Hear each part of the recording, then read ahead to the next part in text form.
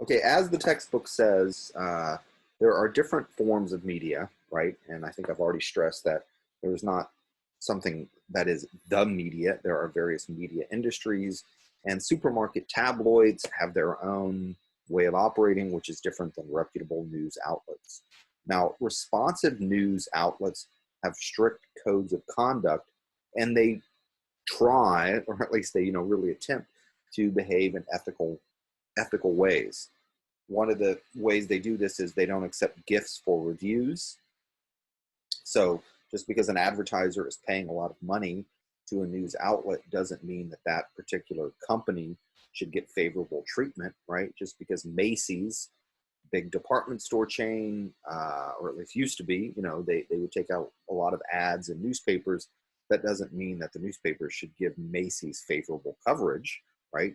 The newspapers and journalists should cover Macy's just as responsibly and honestly as covering anything else. Another thing is not paying for interviews. Reputable news outlets do not and should not pay for interviews.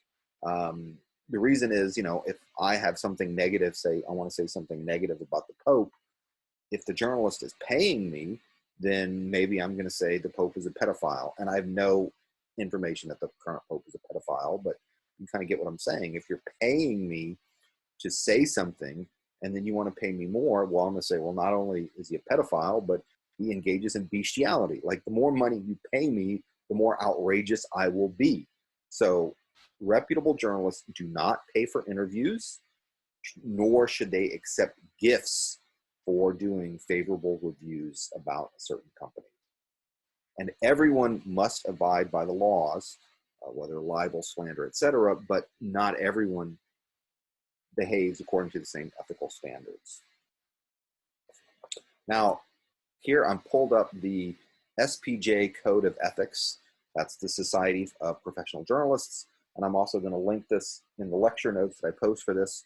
And it's really, really worth, take a moment, honestly, take a moment of your time, take a look at these Code of Ethics.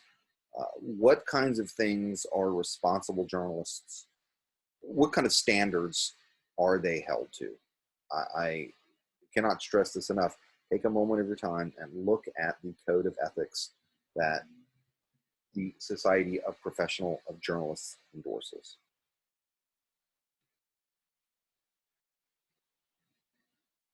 Now, what I'm going to talk about here, I'm going to try and go through this quickly because I don't want to take up too much time.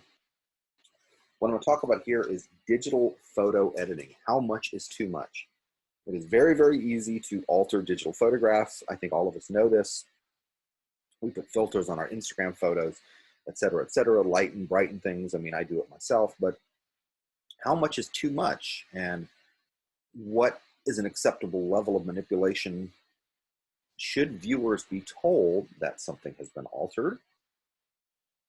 And does intentionally changing a photograph change the viewer's response to the image, right? I mean, these are very, very complex and nuanced questions, okay?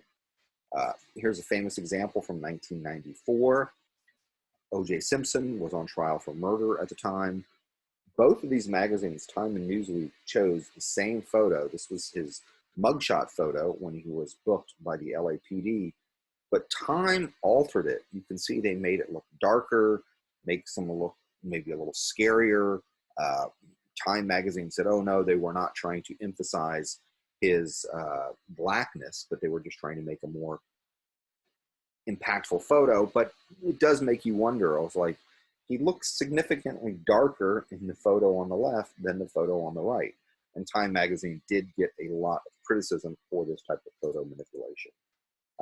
Here's a very, very famous photo of Battle of Iwo Jima. This is going back to World War II. I assume, or at least I hope, some of you have seen this photo.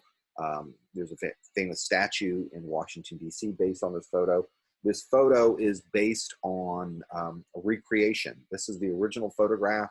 And then a few days later, the photographer came back and said, hey, can you guys kind of restage that photo so I could have a more aesthetic arrangement? That's the famous photograph. This is what was actually captured in reality as it happened. Here's a photograph from the Civil War. The photograph on the left has an extra general added. I believe that is General Blair. He was not part of the original photograph, but this is sort of a manipulation. The purpose here is to show that manipulation of photographs has gone back well before the digital era. Here's a photo of Mussolini from World War II, fascist leader, very notorious fascist leader. The photograph on the right is the original photo. The photo that's circulated has the handler cropped out, sort of removed, makes Mussolini look a little bit more heroic. Stalin was very famous, leader of the Soviet Union. He was very famous for manipulating photographs. Here he has removed someone on the right after that person fell out of favor. This is a photograph from 2010. The Economist magazine took an image of Obama talking with other leaders, contemplating how to deal with the big oil spill, the British petroleum oil spill that was in the Gulf of Mexico. The photo on the left looks a little more dramatic. Obama is alone. He's contemplating this serious disaster alone. The photograph on the right is what actually occurred. Is this an acceptable level of manipulation? Again, these are questions, not necessarily facts. The very conservative Jewish community, the Hasidic community, here's a photograph from 1992. It was said to depict Bosnian Muslims in a concentration camp. And that photograph with the barbed wire does look like a concentration camp. That's not really an accurate depiction of what was going on. The photographers and reporters were on one side of a barbed wire fence. Muslims in a refugee camp were on the other side of the fence, but they're not actually encircled by barbed wire. You would get that impression from looking at the photograph, but this was not actually people surrounded by barbed wire. Here's a photograph from Syria. Now, this does not seem, at first glance, this is from 2013 Syria. At first glance, this doesn't seem like an extreme amount of manipulation, but the photographer who did this manipulation actually lost his job with the Associated Press. The original photograph up here shows a bit of camera equipment. The photo that was released and published, it was removed, airbrushed out. Again, this does not seem like an extreme amount of manipulation, but the Associated Press felt strongly enough that this was unacceptable, and the man lost his job. Here's a photograph of Kent State. This was a really horrific event in history of the United States. Students protesting the Vietnam War were killed while protesting. The photograph on the left is the photograph that's very famous. You may have seen this before. It's actually manipulated. In the photograph on the right, there's a pole. It seems to be coming out of this woman's head. It just has to do with framing. It just, she was kneeling and screaming and crying right in front of this pole, so it looks like it's coming out of her head. Again, this is one of those gray areas. Is manipulating the image to this degree to make a bit more aesthetic image, is it actually lying or misleading the public, or is it just trying to create a more aesthetic image? Again, these are just questions, ones to explore. Here is a pamphlet that was published by University of Wisconsin about 20 years ago, and they got busted, they got caught. The original photograph is the one on the right. They wanted to make it seem like they had a more diverse student population. Wisconsin is a rather white state, let's say. So they add this African-American gentleman in to kind of Photoshop him in. When they got caught, that was kind of an embarrassment for the University of Wisconsin. Here is a photograph from Vanity Fair. This is fairly recently, 2018. People who looked closely at this photograph realized that all these famous Hollywood stars were not in the same room together. And when people looked closely at some of the photos, they revealed, look, Oprah has 3 hands. Right here, you can see some fingers.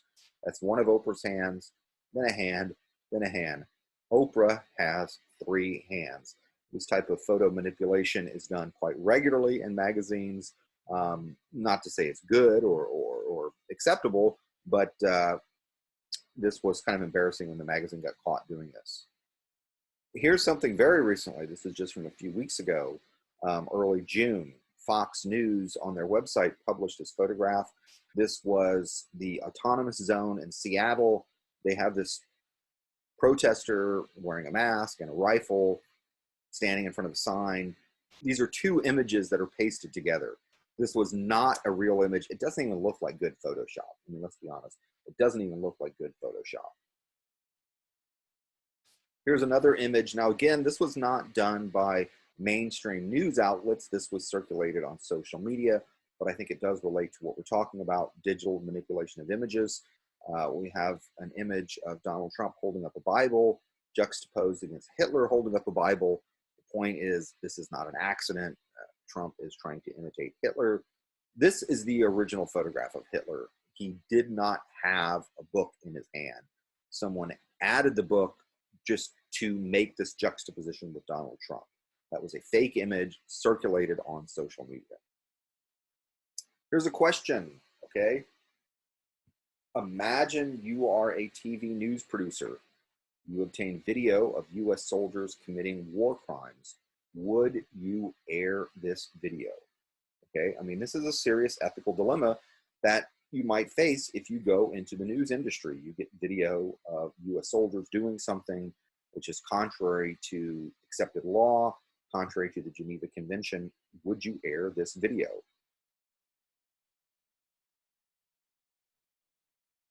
I'm going to show now a clip. This is actually a little bit about a famous news story from Vietnam War.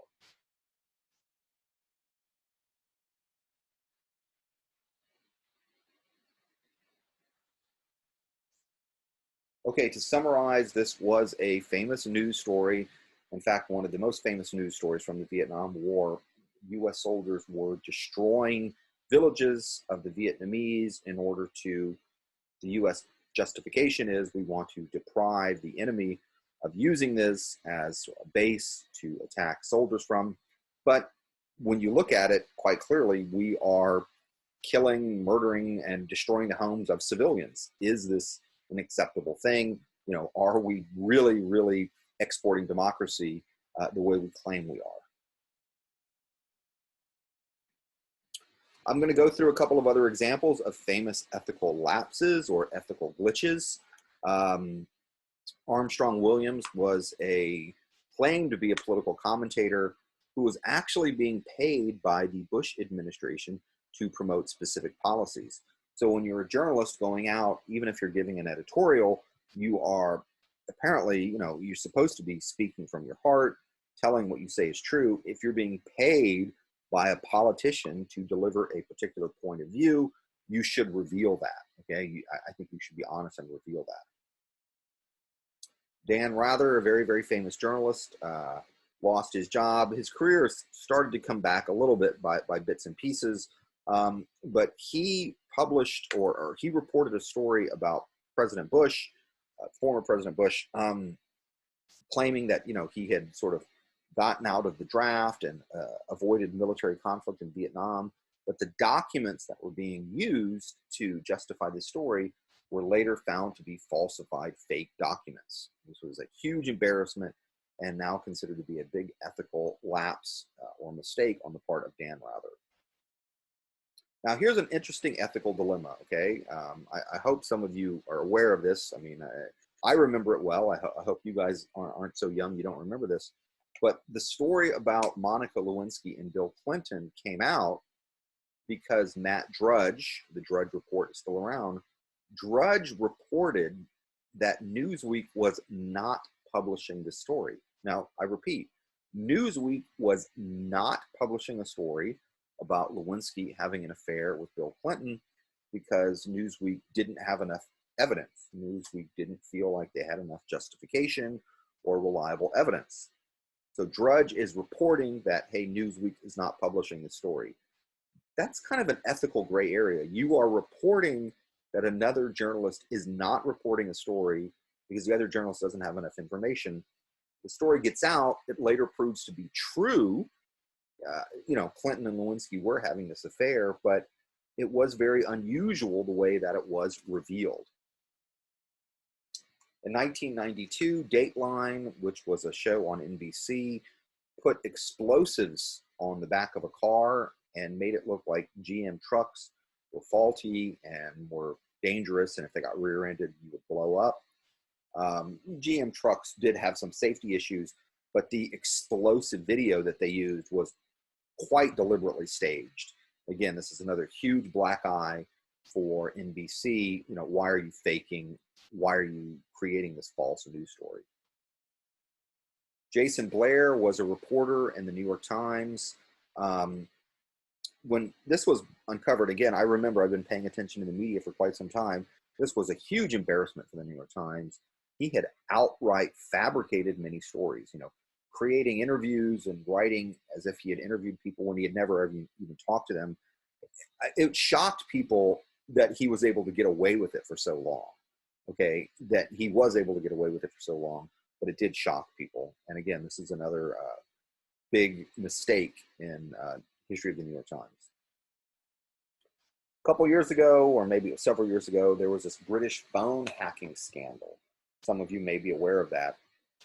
British tabloid journalists they found ways to get into people's voicemail, essentially. So if someone didn't talk to you, you could get into their voicemail and get information that way. And part of this, there was a woman who had been killed or murdered. Journalists were accessing her voicemail, deleting voicemail messages, trying to get information about her. This led her parents to believe that the woman might still be alive, because how else is someone deleting a voicemail when, lo and behold, it's just journalists eavesdropping, invading someone's privacy to get information. This was a big mistake, a huge black eye for British journalists.